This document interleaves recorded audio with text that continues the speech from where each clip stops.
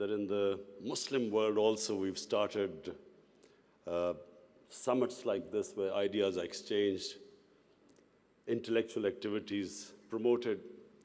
So I want to congratulate you, first of all. And then, before I start my vision of governance in Pakistan, I just want to inform the audience here what was an international sportsman, a cricketer, how did he end up in politics? And then how did he become a prime minister? So I think it'll be interesting for you because then you will understand what I intend to do with Pakistan. You see, I grew up in Pakistan. I'm the first generation of Pakistanis. When Pakistan in the 60s was considered the fastest growing country in Asia, it was actually a model of development for the developing world. I just met Sheikh Mohammed today, and he again reminded me that Emirates Airline was helped by Pakistan Airlines in the 70s. So Pakistan was a country with optimism, hope. We grew rapidly. We had excellent governance system. Our bureaucracy was one of the best in Asia. And that's the Pakistan I grew up in. So then I played international cricket. When I started my international cricket, Pakistan was one of the weakest teams in world cricket. And we were emerging from colonialism. So we took great pride as our team became stronger and it competed. And by the time I left cricket, Pakistan was world champions. So I took pride, like my countrymen, as we competed internationally and we grew in confidence. But unfortunately, our country could not keep up that pace. Countries have, life of a country is in cycles. It's never in a straight line. You go up, you go down, course correction, countries come up, some countries don't go up. So in Pakistan's case, we were going up, and then various things happened when we started our down cycle. So when I left cricket, I started building the first cancer hospital in Pakistan. Reason was because my mother died of cancer. And it's then I realized there was no cancer hospital in the whole country. And then it occurred to me that people like me who were well off, I could afford to take my mother for treatment abroad, but what happened to the common man? Cancer is one of the most expensive treatments. So I started this movement, really. I went into the public to collect money to build this hospital. And so I'm just explaining to you how I got into politics. So one was cricket, watching our country go up as a cricketing nation, the pride that we could compete internationally and become world champions. Second was this cancer hospital. When I went to the public to collect money, I realized that our people are very generous and strong. Poorest of the poor people supported me. And I did what no one ever thought would happen, is that from public, I eventually collected money and built the hospital. And not just that I built it. It's a cancer hospital where 80% of patients get free treatment. Cancer treatment is one of the most expensive treatments. So then first I built it, and then to run the hospital, I again went to the people. And so it is the only private cancer hospital in the world which treats 80% people free, because it's the people who donate to the hospital. They built it, they run it. So I kept thinking, why is it that people are so generous to build a hospital and run it, but why don't they pay taxes? We were a country, and then I discovered we're a country which is amongst the top 5 countries in giving charitable donations. But at the same time, We are right at the bottom in giving taxes. And the reason was that people did not trust the government. They thought that their taxes were wasted by the government. It was spent on the lavish lifestyle of the ruling elite. So why would people pay taxes? And of course, then the levels of corruption, because corruption is basically stealing taxpayers' money. But there was a third reason why I ended up in politics. And that was, I watched, first of all, I used to play professional cricket in England, so half my year was in England and then half in Pakistan. And I saw how a developed country, how the institutions worked, why they went ahead, how the governments were accountable, how there was meritocracy, and above all, how there was human development, the money spent on human beings. So I could compare what was going on in Western countries, and then I could see what was happening in our own country. But then I also saw other countries develop. And one of them was UAE.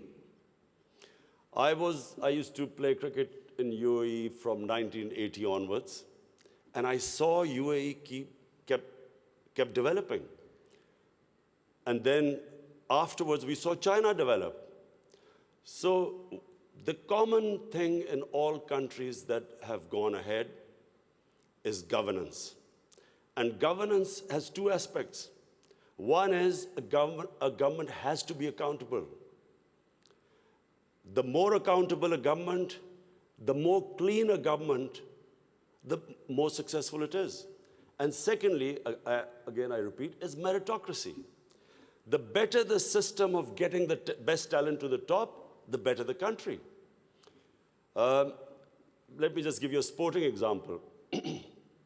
Australia is the most successful cricketing country in cricket history of over 200 years, because Australia has the best system of bringing its talent up. Pakistan, in my opinion, and I'm not prejudiced, I understand cricket better than probably everyone in this hall. Pakistan has the greatest talent. Of all the countries I've played, I've never seen as much talent as in Pakistan. But we do not have a system of bringing that talent up. So what's the point of having great talent if you do not have a system of meritocracy which brings the talent up? And that's in every field. In the 60s, the reason Pakistan went up, because our civil service exam was the toughest. It was the most, all the young people wanted to go into Pakistan civil service. It was the toughest exam. We had the best talent that came up. And in 60s, the reason we progressed, one of the main reasons, was a civil service of very high quality. And gradually, as our system of merit went down, so did the country. So I wanted Pakistan to go up. And as I said, I saw UAE going up. Dubai, each year you came, it changed. It got better and better. And similarly, and of course the greatest example is China. For me, the thing about China, which is just remarkable, no nation in the history of mankind has done what China has achieved. In 30 years, they have brought 700 million people out of poverty. It is just a phenomena which has never happened in human history. And of course, my motivation, again, of the Pakistan I wanted to see was based, and I'm a student of history, Islamic history especially, was on the Prophet, or Prophet, peace be upon him, the state of Medina, which he created. Now, why do I say the state of Medina? Because the state of Medina laid the foundation of one of the greatest civilizations in the history of mankind. The principles that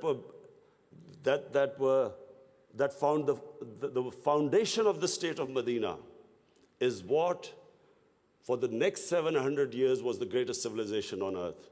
And what were those principles? The state of Medina was founded on incredible principles of justice and humanity. It was the first time a welfare state was made, a state that took responsibility of the weak, what China has done right now. That was the state of Medina, where first time a state took responsible for its poor, its weak, its orphans, its widows. In the state of Medina, the first time pensions were created. Old people were also, it was a humane state. And secondly, there was justice, rule of law. These were the two main things. And the third thing, the Prophet of Islam, peace be upon him, made seeking knowledge a sacred duty. The word was that even if you have to go to China to seek knowledge, you must. Those days going to China meant not coming back. So the emphasis on seeking knowledge. For the next 700 years, all top scientists were Muslims. And that was the state of Medina. It laid that foundation. And then the way minorities, other religious people were treated. The Prophet signed famous, the Misaq-e-Medina. There's still a letter in St. Catherine's Church which was signed with the Christians that your places of worship will be, till the end of time, they will be protected by Muslims. Secondly, that no forcible conversions would be in Islam. Thirdly, the Prophet's last sermon, it is a charter of human rights. It's about how human beings are equal. So it was a humane state created, rule of law, emphasis on education, that led to the growth of Muslim civilization. So this is, in Pakistan, we want the same basis of our state. The rise of what I believe, the way our country will rise, it will go back to those principles. We must, number one, have rule of law, everyone equal before the law. State must be accountable. We must have a welfare state where the state must take responsibility of its poor people. Half our population is on the poverty line or just above, and about 25% are below the poverty line. The state must take responsibility. All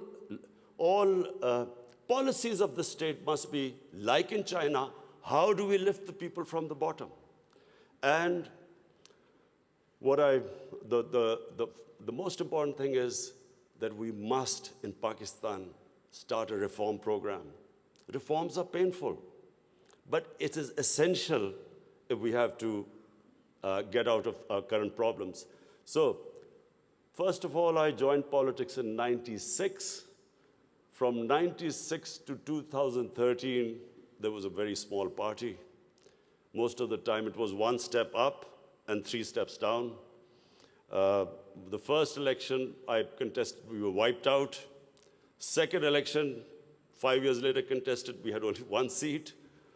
Third election, we boycotted, and most of the time people made fun of me, thought we would never make it, because I'm an outsider. I wasn't from the political class.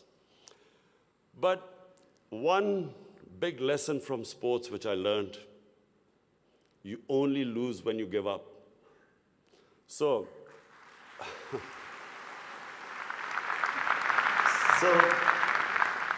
kept learning from my mistakes, kept getting up, falling, getting stronger. Eventually, we formed government in one of the 4 provinces in 2013, and it was the KP province, which was devastated by war on terror. It was on the border of Afghanistan, the tribal areas, the whole fighting took place in that region.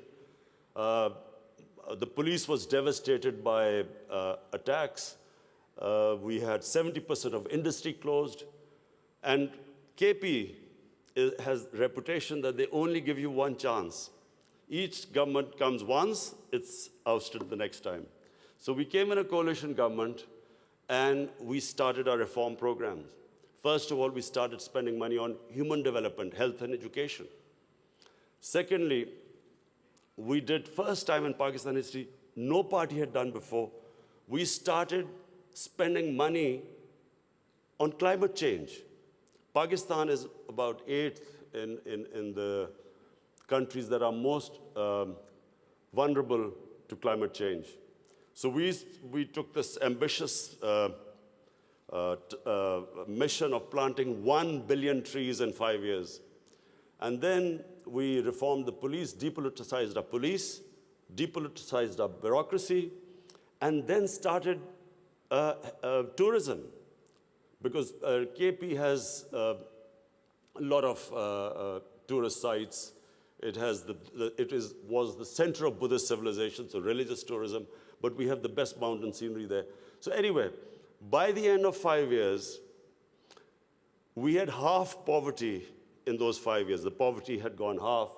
And a province which never gave you a second chance, we came back with 2/3 majority in 2018.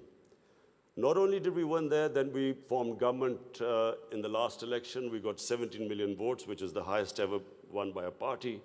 And so now we have our reform agenda. And as I repeat, reforms are painful. You know, when you take reforms, when you make reforms, people suffer. They go through a difficult times. It's like a surgery. When you conduct surgery, for a while, the patient suffers, but then he improves. The worst thing that can happen to a society is that you keep postponing reforms because of the fear that you will have opposition, the vested interest will stand up, and you don't do reforms. So we've started on an ambitious reform program. That's number one. We are trying to change improve all our economic policies. We have trying to cut down our fiscal deficit. We are trying to improve exports, cut down our imports. We have unfortunately had to raise bills because we came up with, when we got into power, we had massive fiscal deficit and current account deficit. So we are doing that. But in my opinion, Pakistan now has a chance. Already we are seeing optimism. Investors are coming into our country. We feel that this is the time that Pakistan will take off. The most important thing, and while talking to Sheikh Mohammed last time, he told me something very interesting.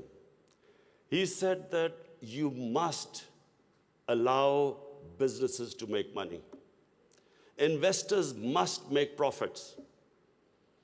And the reason is simple. If people don't come into business for charity, they come into business to make money. So if they can make money, more people come and invest. So this is what we've done. We have started working on ease of doing business, making it easier for people to do business, easier for the investors. We are changing our tax laws, which were very cumbersome. So we are conducting a series of reforms. And already, we're seeing the signs of the country improving. But most important, Pakistan has the best tourist potential. At the moment, we have hardly any tourism compared to other countries. But Malaysia, with just beach tourism and resorts, Malaysia has $22 billion it makes from tourism. Turkey, with beach and historical sites, beach tourism, Turkey has $42 billion from tourism. Now, Pakistan has probably one of the best mountain scenery anywhere in the world. Half the world's highest peaks are in Pakistan. Pakistan has 1,000 kilometers of coastline. Pakistan has the oldest historical monuments, probably as old as anywhere in the world. We have Indus Valley civilization, which is 5,000 years old. We have Peshawar, the oldest living city in the world, 2,500 years. Lahore and Multan, ancient cities. But what we have, probably more than any other, hardly any other country has, is religious tourism.